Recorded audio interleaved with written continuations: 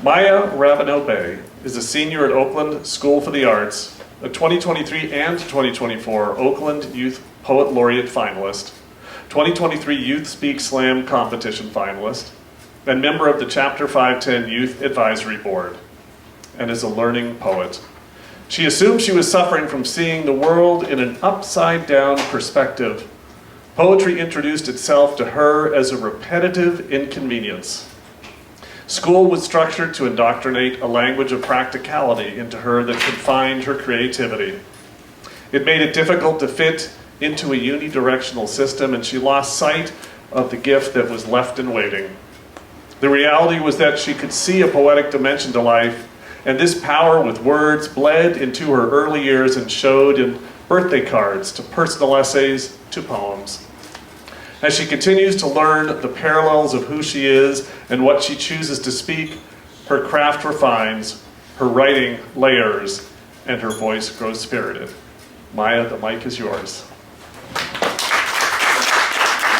boy, that is the most incredible bio I have ever read. We'll need a break in between bio and me so I can, or in between Maya and me so I can rewrite my bio.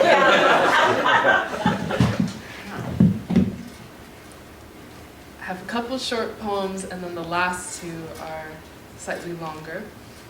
This one is called Supernova. Sometimes when I get too far away from myself, I forget to write about the culture. I forget to write about the fight in me. I forget to write about sitting in between my mama's knees, hair pulled past tender. I forget to write about the revolution. I forget to write about this melanin that contrasts the sun, complexions of gold and earth. I forget to write about the blood on the corners where it snows. I forget to write about my gentrified neighborhood. I forget to write about why my heart beats. I forget to write about what gives me breath. I haven't been around my people lately. I haven't been around the poets. I haven't been in spaces that nurture my highest authenticity. I haven't felt revitalized in so long. I need oil. I need my pen. I need paper. I need experiences. I need sound. I need song. I need resonance. I am a supernova of my artistry. My lifeline is the ink I draw to write. Letters turn metaphors, turn movements. Poetry is not dead, but in your prose, in your music, in your activism, in your anatomy, art is scattered. It's everywhere. It's in your youth, in your elderly. It is hope. Even the darkness is poetic. It is the tunnel, it's the light, it is who you run to, it is who I run to. A world without art is one without culture. What is humanity without its expression? Where will the poets go? Who will prescribe meaning to life if we lost our tongues? We are a supernova of our artistry. Our lifeline is the essence we draw from, celestial fabrics, to turn letters into metaphors, into movements. Poetry is interconnected, interstellar, in our language, in our anatomy. Art is.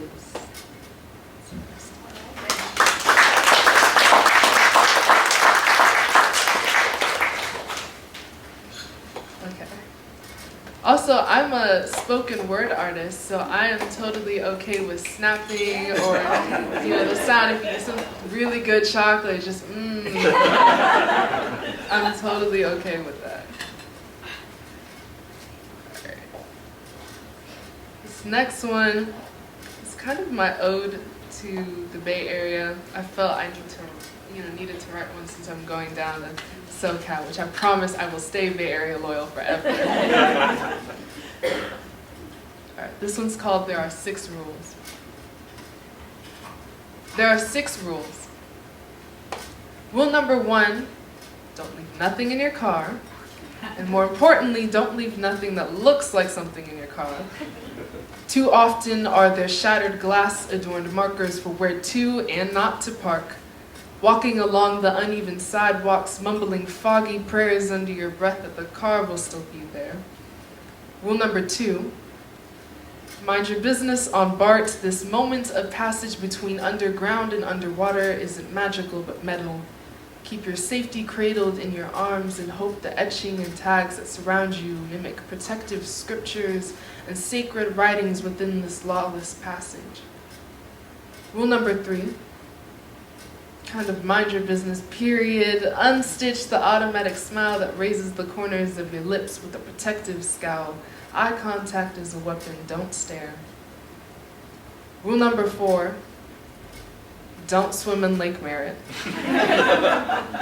Rule number 5, don't let no one from LA talk bad about us, but don't let no one else talk bad about LA. The city with hellish traffic and mouthfuls of Bay Area lingo handcrafted by 40 Water himself. The sibling rivalry turns thin when someone else steps to one of us. Rule number 6, don't forget your city. I am no longer a senior and I count down the time I have left before I leave. I try to memorize the Oscar Grant Street sign that's bent at its side on Fruitvale, the colors of my neighbors' houses before they repaint. I pray that uncles will still bump 90s tracks too loud from old cars, Berkeley corners that harbor instruments and filter the air with music. The city is embedded into my roots. The town branded against my throat. My slang was raised here. We throw up and breathe art. Every sidewalk vendor with jewelry I covet. Oakland is artistry and not the shattered glass you see. And I'm constantly memorizing the paint strokes, the poems, before I had to throw my cap in the air and before I have to leave home.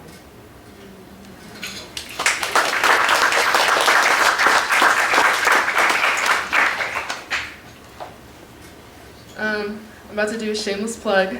So through the Oakland School for the Arts, which is the high school that I graduated from, in the literary arts department, you create a book. And so I am now a published author. And of course, thank you. Of course, I forget to bring them today. But if you would like, I have a link that I can share with you. But this is a poem from one of them. It's called Skeleton.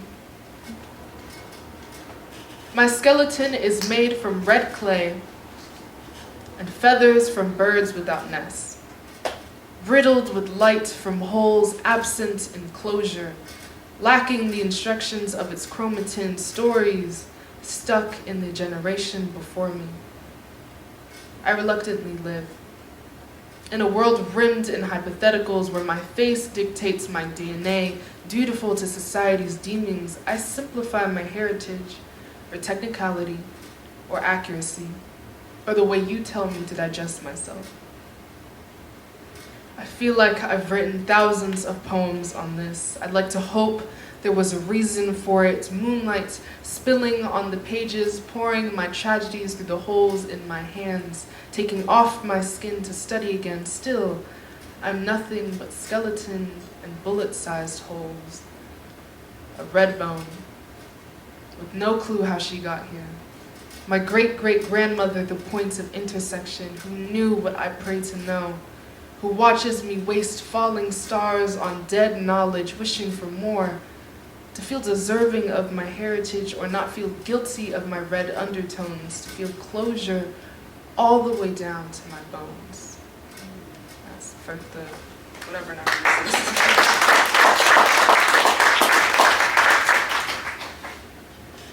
And this is a probably more expanded piece on the last poem. This one's called Dear Great-Great-Grandmother Charlotte.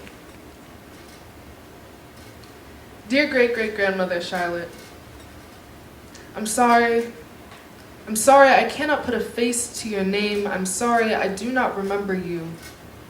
3 generations of distance between us, and yet I am mourning the mind of a woman I have never met, but you are the reason my red bones turn into conversation starters, red undertones of archives never opened.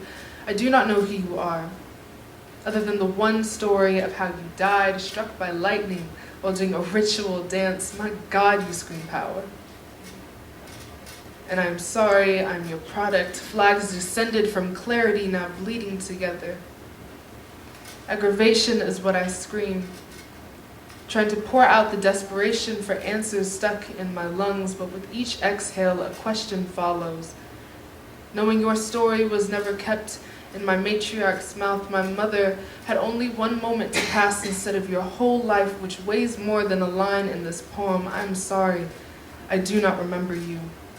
3 generations of distance between us, and yet I am mourning the mind of a woman I have never met, fascinated by the fiction I bubble wrap you in, afraid this delicate cargo will slip from memory. I broke down in my room one day after hearing one too many peers present their school projects telling me their heritage back to Adam. I felt sick as I ripped my DNA apart, obsessively unraveling, reading genetic scrolls written in a language that runs from me. I do not know who you are.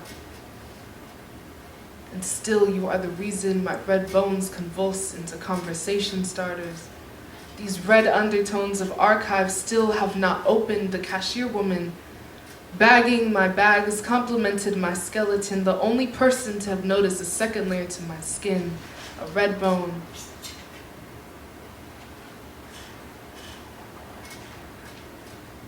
Wait. A red bone, cut from the same cloths and the garbs my Mimi used to sew. I was surprised, too, when middle school me, in conversation with Mom, found out that you are Native American in your blood. But before that, I learned my roots before my ABCs, raised in crescent moons in Sunday school. My blood has only been one color. Wrapped in a turban my mother called crown, I am coordinated threads that pull tight to read my flag. Green and red linguistics bled on the daily. My mother breastfed me my prayer. I can tell you with full race pride that I am Moorish American. Until this conversation, I do not know who you are other than the one story of how you died, struck by lightning while doing a ritual dance. This heirloom isn't parallel to your entire life, and I cannot do anything but be helpless. But there are no more stories of you. When your death should not have been the death of our knowledge about a culture I would love to acknowledge in me. I'm sorry, I'm desperate, following a dead end I water with tears. I want to know you, I wish you could know me. I wish I could say to you, I'm sorry.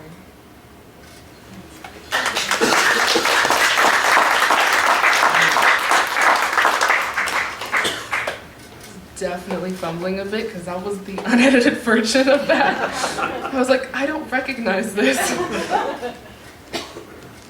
Okay. This last one is a pretty popular one that I do that speaks on the Black experience and how you're raised as a child with these sort of rules that you follow, which is definitely a reality in a lot of you know brothers and sisters that have to grow up with this. What you think is like kind of your mom nagging you a little bit, but then you realize when you get older, it's like, oh, this is kind of the reality that I have to follow, to survive. So I actually have this memorized. I don't even need my phone. Oh, wow. Okay. This is called My Mother Told Me. My mother told me when we get in the store, you better not look at nothing, you better not touch nothing. My mother told me, always ask for a receipt because it's proof that you paid. My mother told me, if you are ever pulled over by the police, you speak with regard stapled to your tongue. My mother told me, I see a beautiful girl, passion and drive in her soul, a heart full of love for the people she befriends, a growing woman, built with the nails of respect and the wood of these floor beds. You used to run your small feet around, you speak with power. I never tire of seeing you laugh, you change, you breathe. I love you, my love, I love you. But the world does not see you through my eyes. To them, you are nothing but unmolded clay with opinions. Only your skin speaks for you. cursing your existence, their spit like acid in your hair. All our oppressors here is that you are a threat, a liability to inequality. Breathe too loud. I cannot stand your human nature. You are supposed to be a slab of labor that does not hurt my sensitive blue eyes. Why can't you follow my word like God? If your ancestors could, then why can't you please walk off the face of this flat earth and sink into suffocation for my satisfaction? We do not love you. We do not want you. Go back to your country, for this land of the free is not free to you. Well, dear oppressor, if you cannot listen to the bones of my brothers standing together in their exhausted bodies, if you cannot listen to the children that thrive off of bad neighborhoods littered in pots and potholes, if you cannot listen to the tired screams of mothers receiving that phone call their child was murdered by men who wear a blood-covered badge traveling back to a catcher's star, if you cannot listen, then read my lips. I am a walking human body with muscles surrounded by blood like yours. My veins are not the string to sew the stripes in your flag. I'm not a body to beat until stars are drowning my vision. Congratulations. You succeeded in instilling fear for the man in blue, but I'm here to remind you I am more than my skin. I'm a name in the making. Stop calling me black. I'm a Moorish American voice. My culture is not poison to tongue. I say it with pride. You can say it too. I cannot bend my heritage to your satisfaction, nor bleach my melanin for your unreasoned, unseasoned irrationality. Every step my ancestors took planted seeds from cornrows, rode through waves you swear are blue, yet blood does not die. And it soaks our waters and gargled screams. How many bones are eroded into the sandcastles your children make? You are my people too. We are spirit and man, but you cannot ignore us, and when voice gives out, my silence will speak for me. I will fight for my people. Living in a world that has not changed, how do I bring a child into this life, knowing they cannot live without a conversation that shouldn't exist, explaining a rule book of survival, the same conversation my mother once told me. My mother told me, baby, never should a parent outlive their child. Never should I see your name in the news under another hate crime. That will not be my daughter's face for inspiration on the murals I walk by. Never should you be crushed by the system in one hand, then humanity in the other. Never should you be failed as a living being. I love you, my love, I love you. The world does not see you through my eyes. Thank you. Yeah.